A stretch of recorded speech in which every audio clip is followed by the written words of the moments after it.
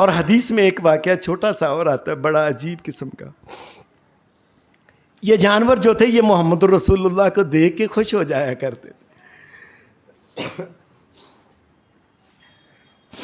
حدیث میں آتا ہے نبی اکرم صلی اللہ علیہ وسلم آپ نے جس وقت یہ حج کیا ہے نا تو حج پہ نبی اکرم صلی اللہ علیہ وسلم نے اپنے ہاتھ سے اونٹ 63 اونٹ محمد رسول اللہ نے اپنے ہاتھ سے ان کو نحر کیا تھا.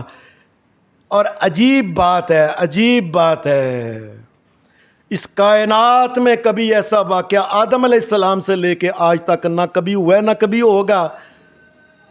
جانور کے آگے جس وقت آپ چھرا لے کے جاتے ہیں جانور بھجدا ہے, دوڑدا ہے, ادھر منہ کردا ہے. حدیث میں آتا ہے جس وقت نبی علیہ السلام آگے بڑھے ہیں نا تو پچھلے اونٹ نے اپنی گردن آگے کر دیتی اور اس سے پچھلے نے اپنی گردن آگے کر.